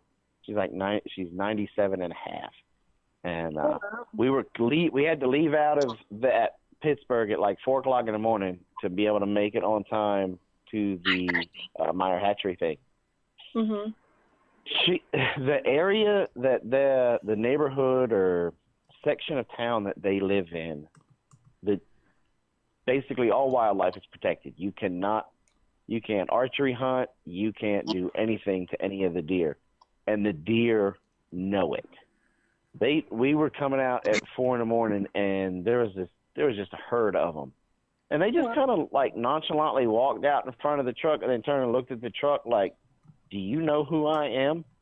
What are you gonna do about it? And so we had to wait for this one deer to cross the street, and he went halfway out, and then this motorcycle guy come by, and then he was like, "No, I'm not gonna mess with the motorcycle guy," and he went to come back at us, and then he turned around and went back across, and my youngest, about an hour later, she woke back up again, and she's like, "Did we have to wait on a deer to cross the street? Was I dreaming that, or did that really happen?" Yeah, we had a herd of wild turkey cross the street one day in front of us, had to stop the car. Tom comes walking across, about 6 or 7 hens come across, then they stop, and then they go back to where they came from. We were literally stopped for like 4 or 5 minutes for these turkeys to figure out where they wanted to go. They don't have any fear of humans around here. The National Turkey Wildlife Federation is in Aiken, South Carolina. It's about an hour and a half, 2 hours from us. When we lived in Augusta, it was literally 30, 45 minutes. And we used to go up there all the time to tour the museum. I worked with a production company, and we did a documentary with them up there and everything. And you would think, with them being that close, we would be overrun with wild turkeys around here. Mm-hmm. I barely see 5 a year, if I'm lucky. I saw 2 last week. They're the only ones I've seen in the year that I've lived down here. I don't think I've seen any here. I see a lot of vultures and whatnot, but no turkeys. I saw a bear. I saw my first bear on Saturday. Wow. She's excited. I got beehives. I'm not excited at all. Well, no, it wasn't like, it's not where we are now, because he was staying somewhere else and I was going to where he was. Wasn't expecting to see a bear because I've never seen a bear anywhere I've ever lived, and I've been all around. And I came around a bend and I see this black thing kind of bouncing down the road, and my mouth just kind of was like, ugh. And I couldn't say anything, and I looked at my dog. And so then he went off the road, and I caught up to where he went off the road, which I thought was a driveway. And I had my sunroof open. Mind you, my dog didn't see, but he went crazy and was barking like crazy, like he was going to tear something up. So, and Andy said that they smell, which I wouldn't know because I've never encountered a bear. So, yeah, we had one come up on a campsite when we were out hiking once, and yeah, we could smell it from 20 feet away.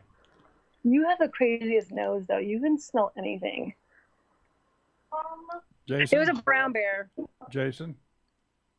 Huh? Yeah, we got somebody from the Dallas area that's trying to call.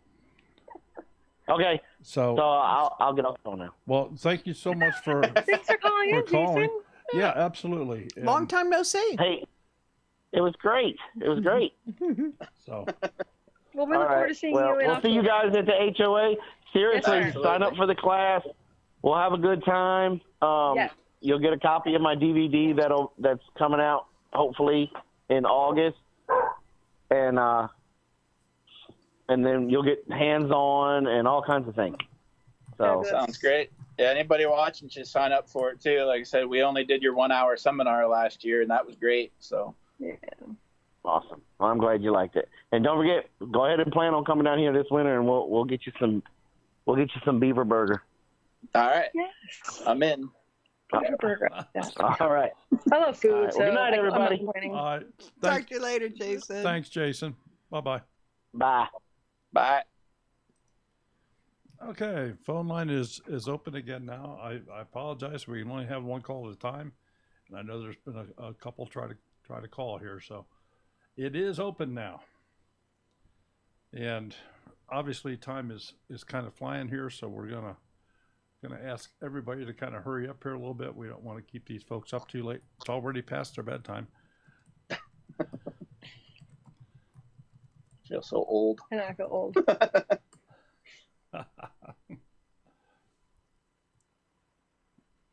Well, we don't have to get up that early tomorrow, which is nice for one. So Yeah. So I get to go in late tomorrow because I got to drive her to work because her car's totaled. this Yep. is Daryl. Who's calling, please? Everybody to kind of hurry up here. I'm calling I'm I'm Ethan from Rich Green Acres, and I'd just like to say hi.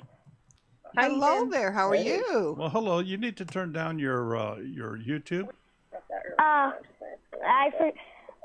didn't read the whole thing. I only read the number. That's okay, honey. That's okay. Just turn down your YouTube. Okay. Press the mute button. There we go. Okay. Perfect. And whoever's calling from Dallas, we have another call here right now, and I will get to you here in just a moment. So go ahead. Well, I'm curious, like, what's your favorite food and, like, what will you plant in the future? It's a good question. Favorite food that we plant here? Probably would be the tomatoes, because we can use them multiple ways. Andy loves salsa, and he loves marinara and pizza sauce, so that's pretty much our favorite. Garlic's probably my favorite thing that we grow. Oh, garlic, yes. Garlic on everything. Garlic, yes. Garlic and tomatoes. Yeah. Garlic and tomatoes, yeah. Interesting. I have a pumpkin growing. How big is it? Like, we just pulled it out of the mulch pit, but it got leaves on it and a teeny tiny pumpkin growing. Wow. How long ago did you plant it? I forgot the date, but we also planted moon and stars, so you should check out that video on Rich Green Acres. Okay. I'm going to have to, since I don't know what moon and maybe stars are. subscribe to Rich Green Acres and hit the bell button. Okay. You got it.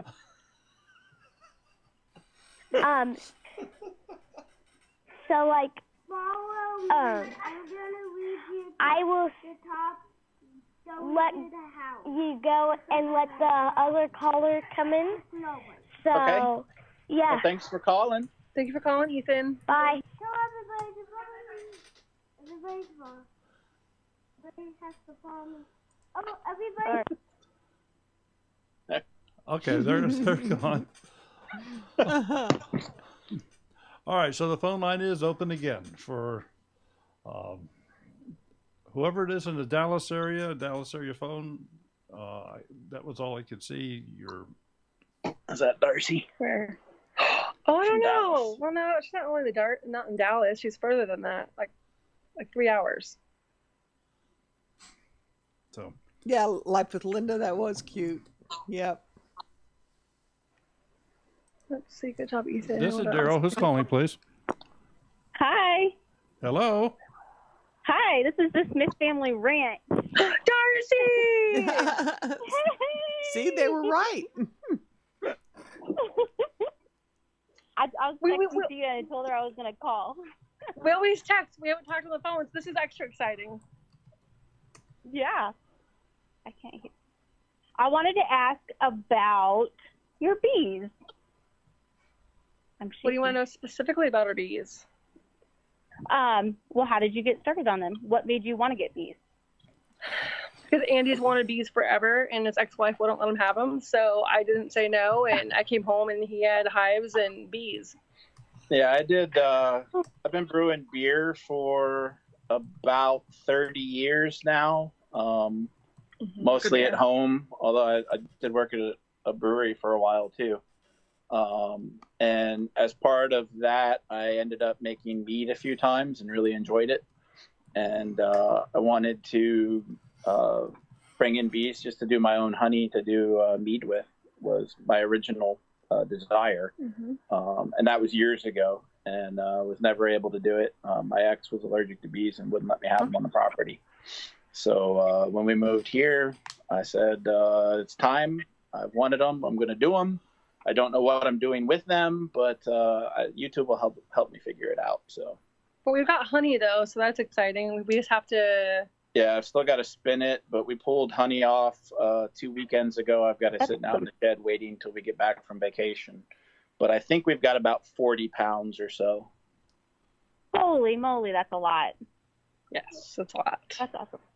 It tasted really good, though. I think I mentioned before somewhere that I feel like any honey I'm not a fan of honey, and any honey that I've had before, it doesn't taste like anything. and our honey has a taste. I don't know how it's processed for most places, if they are able to filter out the taste, but ours tastes Tastes good off the comb. It tastes really good off the comb. We'll send you a awesome. bottle, That's even though you something that didn't we send really us wanna any of do. those chocolate strawberries. Oh, right. Yeah.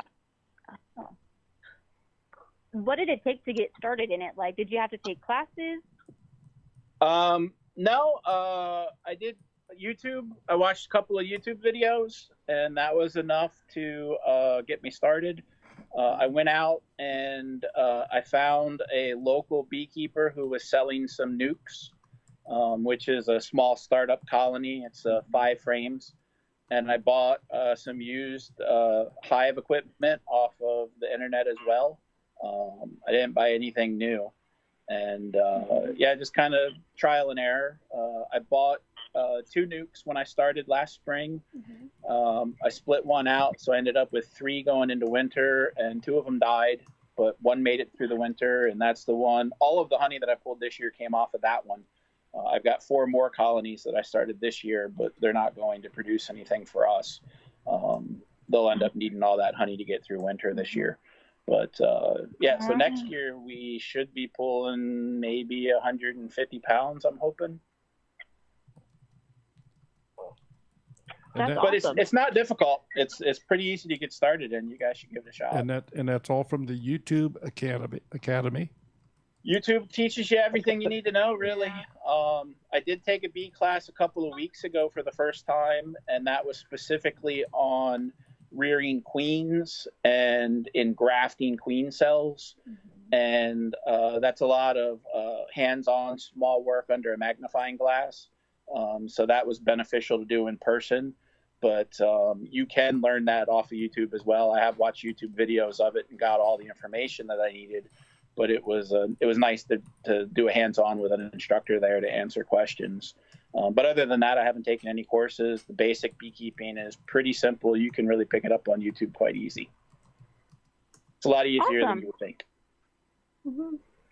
That's good. That's really good to know. I appreciate you giving your input. Thanks. Oh, yeah, absolutely. All right. That's about all I have. So I guess I'll let you go and let someone else do comments. Thanks for calling in, Darcy. Thanks for having me. Take care. Bye. Thanks for calling. Bye-bye. Bye. Okay, well, we'll go just, maybe 10 more minutes? Yeah, whatever you guys like. We're good. Yeah, he's already past his bedtime. No, I was past my bedtime before we started. Yeah, that's true. Very It's true, past a yes. lot of people's bedtime when we start. Robin, take care. I bet you can't wait to get into your own beds tonight. All right. So, let's see. We've talked about some different things coming up in the future. And you guys are now scheduled to get pigs and goats. And I wish. The same way Jess was never going to get alpacas, but Yeah. Yep. yep. That's how everything happens here. Like I said, we planned on none of this. We had absolutely no intention of doing this when we picked this piece of property. So there's no telling what might show up by next Tuesday. okay, well, We won't be here, so no. we didn't really didn't talk about this, but on the first trivia question, which is what is the actual name of your homestead? Yes. We didn't really go into the name Clueless Homesteaders. Yeah. Well, I don't know the origin of Clueless Homesteaders, really. We saw a lot of YouTube channels for the 2 or 3 months leading up to the homeowner, or I always say homeowners because of the HOA, the Homesteaders of America. And when we went, it seemed like half of the YouTube channels that we watched were all there filming videos. And we were like, we could give that a try. Why not? And so we needed to come up with a name, and I didn't think that Lake Croft was interesting enough or rememberable enough. And Clueless Homesteaders popped into my head. Basically what we are. We didn't know what we were doing when we got into this. We still only barely know what we're doing. And it just seemed to fit, but it was something that stands out in your memory when you see it, I think. Yeah. So do you have plans to rename your homestead to Clueless? No, I don't think so. If we're going to, we've discussed the possibility of doing some farmers markets and things like that, with the meat and the eggs and the honey. And I don't know that Clueless Homesteaders is what you want to put on labels or bottles of honey, but again, we'll probably keep it's easy to remember. Yeah. It is. I'm just not sure it's the right kind. It's a fine connotation to have for YouTube. I'm not sure it's what I want for product placement. I can understand that. Yeah. Yeah.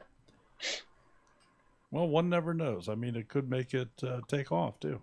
It could be. It could. You never know. It's a strange world out there. Nobody ever knows what's going to go viral, right? They just look into it. Yeah. Yep. Any regrets in anything you've done on your homesteading journey? That you wished you would have done differently? No, with the exception of the only real regret would have been knowing that we wanted to do this and finding a piece of property that would be a little more conducive to it. Yeah, that's the only thing. But since we didn't make the decision to start until after we got here, I can't think of anything we've done. I might have been faster to get a fence up around my garden. We wouldn't have had to worry about the deer last year. And I probably would have been a little more proactive on having traps out for the raccoons before they started picking off our chickens. But realistically, no, I think everything's gone pretty well. Everything we've started, we've still continued to do. We haven't given up on anything that we've begun yet. And things seem to be crawling along. So, no, I don't really have any regrets, I don't think. Well, I can certainly understand that, with your full-time work schedule and so forth, I mean, you're spending, 5 hours a day in the car? Yeah, 5 hours a day commuting and a 9-hour work shift, 4 days a week. And so that doesn't leave you a lot of time to take care of local things, much less make videos. And we're a little behind right now, unfortunately. I've got about 6 videos filmed that I haven't had a chance to put together, edit, and upload yet. And I've got some more videos that we need to film here soon with the extraction of the honey and things like that. But yeah, I've really got to get back into the swing of things. I think it's been about 3 weeks since we posted a video, but we just got back from Germany and we're getting ready to go out to Oregon, and life just gets in the way. Life and work. So yeah, we really, I didn't think we would get so busy all at once, and I miss doing the videos. And I personally, I'm not on YouTube like I used to be, just because I just don't have the time. But I will watch certain videos. I'll check certain people out. But I think that's kind of like that for a lot of people. It's a busy time of year, so. Yeah, I've seen a lot of people talking online. You guys run one of the groups we're on Facebook, and there's people on there talking all the time about how the view time's down this time of year because everybody's out working. In the summer, that's which makes perfect sense. I do a lot of my YouTube watching in the car. I don't necessarily watch, but I listen when I'm driving. I'm in the car 5 hours a day. I can go through a lot of YouTube videos during my commute. And if it's something that I really need to pay attention to, if it's anything intricate, like if I were trying to watch a video on grafting queen cells, I would save that till I was home and could actually watch what I'm looking at. But most of the time, I can listen to YouTube video and get everything that I want to get out of it. So that's really where I do a lot of my YouTube following. I used to do the same thing, but I just got out of the habit with the reception where we live. Depending on the road that we're on, I either have reception or I don't. So. Well, you guys are at home now, are you not? Or. Yes. Yes. Yeah. Okay, because it's pretty decent. We've not had any problem with the internet connection. Yeah, so I don't even know what we're talking to you on. We're using my cell phone. My cell phone is hooked up to my Wi-Fi, so I don't know if it's using Wi-Fi or if it's using cellular. I'm not really sure. I'm not a technical guy at all. But we just when we moved down here, there were no options for internet other than satellite dish or telephone lines. And last fall, they installed cable. So we got fiber optic cable installed down here for the first time. And so we switched over to that. So we have a good internet connection. I know a lot of the channels I watch, they end up having to go to town and sit in a parking lot at McDonald's to upload their videos to YouTube because they can't get it done from home. Yep. So we are definitely at an advantage there, even though we're kind of out in the middle of nothing. I think enough people complain. There's a lot of part-time people here because a lot of the houses on the lake get rented in the summertime. And I think enough people complained about it that they were able to start bringing the cable service down. But it's still less than half the lake that has it right now. Yeah. And it's been 5 years that they've been installing it down here. Wow. We just got ours, like I said, last fall. So Yeah. But yeah, can't complain. What are your winters like there where you're at? They can be hit or miss. This winter was warmer than normal, but it was a lot wetter than normal, which I think had a lot to do with one of the 2 hive losses that I suffered. They don't do well with moisture, especially if you get a lot of moisture and then it gets cold again. Any condensation inside the hive ices over, and it's not good for the bees. But we are quite warm in the summer and not cold enough in the winters for me. Oh, wow. It was 98 or 99 here last week. It was much more temperate this week. But we only got 3 or 4 inches of snow last year. Yeah, this past maybe. winter. Yeah, we get some ice though too. The ice tends to be worse. But Yeah, occasionally we get it. I can remember 2 blizzards in the area back in the 70s and 80s, and then I left for a long time, and just came back to this area. Well, it's been like 15 years now since I've been back, I guess. But yeah, we can get it, but it's far and few between where we get really heavy snow. yeah. So Virginia is like the one area I tell everyone to move to if you want to have like 4 full seasons and come here, because you're not going to get a lot of snow. Like, it's not uncommon when it's cold in January or February to have like a 90-degree day. So yeah, I've never encountered that anywhere I've ever lived that it's supposed to be cold. So you get a little bit of everything here. Yeah, you guys get a lot more snow than us, I'm sure. Yes, we do. Yeah, I'm sure that we do. I just really didn't know where.